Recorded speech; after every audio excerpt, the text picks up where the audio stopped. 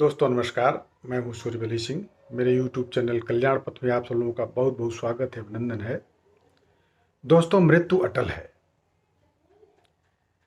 इस विषय में हम आप लोगों को एक कहानी सुनाना चाहते हैं। कहानी इस तरह से है। एक चतुर व्यक्ति को काल से बहुत डर लगता था और वो सोचता था कि मेरी किसी भी क्षण मृत्यु हो सकती है।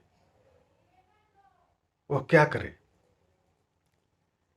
एक दिन उसे चतुराई सूझी और काल को ही अपना मित्र बना लिया। उसने अपने मित्र काल से कहा कि मित्र, तुम किसी को भी नहीं छोड़ते हो, किसी दिन मुझे भी गाल में धर लोगे। तो काल ने कहा कि ये मृत्युलोक है, जो आया है उसे मरना ही है। सृष्टि का यह शाश्वत नियम है, इसलिए मैं मजबूर हूँ। पर तुम मित्र हो, इसलिए मैं जितनी रियायत कर सकता हूँ करूँगा ही। मुझसे क्या आशा रखते हो? साफ साफ कहो।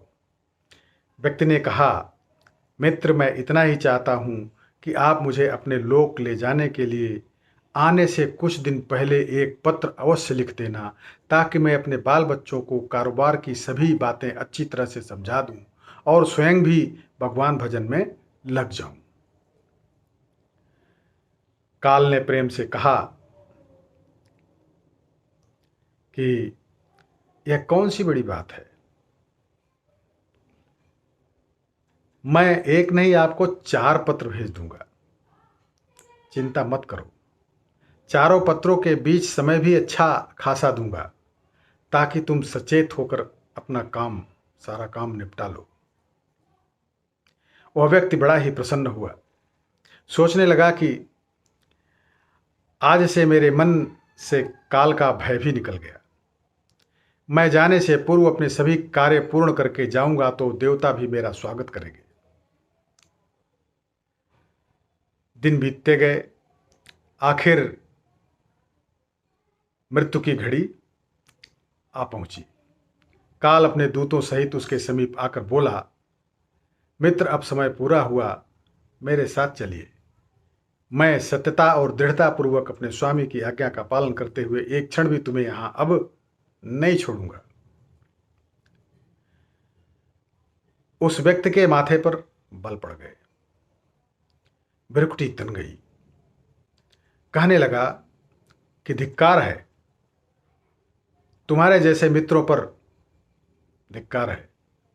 मेरे साथ विश्वासघात करते हुए तुम्हें लज्जा नहीं आई?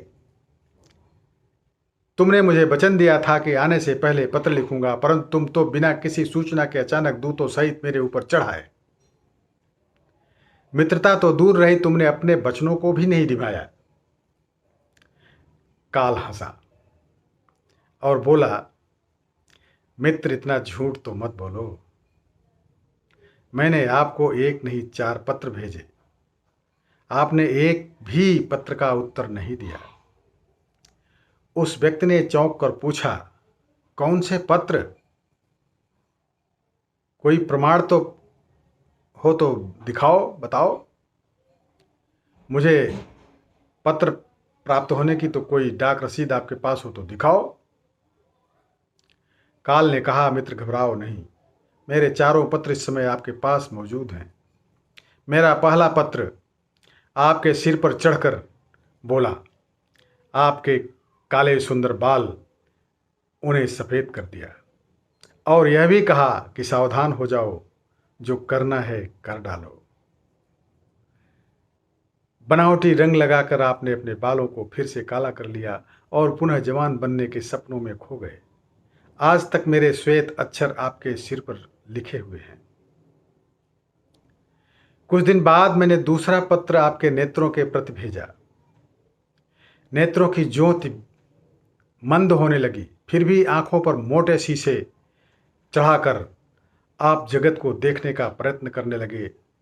2 मिनट भी संसार की ओर से आंखें बंद करके ज्योति स्वरूप प्रभु का ध्यान मन में नहीं किया। इतने पर भी सावधान नहीं हुए तो मुझे आपकी दीन दशा पर बहुत तरस आया, और मित्रता के नाते मैंने तीसरा पत्र भी भेजा। इस पत्र ने आपके दांतों को छुआ, हिलाया और तोड़ दिया। आपने इस पत्र का भी जवाब न दिया, बल्कि नकली दांत लगवाए और जबरदस्ती संसार के भौतिक पदार्थों का स्वाद लेने लगे। मुझे बहुत दुख हुआ कि मैं सदा इसके भले की सोचता हूँ और यह हर बार एक नया बनावटी रास्ता अपनाने को तैयार रहता है। अपने अंतिम पत्र के रूप में मैंने रोग, क्लेश तथा पीड़ाओं को भेजा, परंतु आपने अहंकारवश सब अनसुना कर दिया। वह व्यक्ति दोस्तों काल के भेजे हुए इन पत्रों को सुनकर फूट फूट कर रोने लगा और अपने विपरीत कर्मों पर पश्चाताप करने लगा। उसने स्वीकार किया कि मैंने गफलत में शुभ चेतावनी भरे इन पत्रों को नहीं पढ़ा। मैं सदा यही सोचता रहा कि कल से भगवान का भजन करूंगा, अपनी कमाई अच्छे शुभ कार्यों में लगाऊंगा, परंतु वह कल आया ही नहीं। काल ने कहा कि आज तक तुमने जो कुछ भी किया, राग, रंग, स्वार्थ और भोगों के लिए जानबूझकर ईश्वरीय नियमों को तोड़कर तुमने कर्म किए। उस व्यक्ति को जब कोई मार्ग दिखाई नहीं दिया तो दोस्तों उसने काल को करोड़ों की संपत्ति का लोभ दिखाया। काल ने हंसकर कहा, मित्र, यह मेरे लिए धूल से अधिक कुछ नहीं है। धन, दौलत, शोहरत, सत्ता, ये सब लोभ संसारी लोगों को बस में कर सकता है, मुझे नहीं। काल ने उत्तर दिया, यदि तुम मुझे लुभाना ही चाहते थे तो सच्चाई और शुभ कर्मों का धन संग्रह करते। यह ऐसा धन है जिसके आगे मैं विवश हो सकता था, अपने निर्णय पर पुनर्विचार करने को बाध्य हो सकता था, पर तुम्हारे पास तो यह धन धेले भर का भी नहीं है।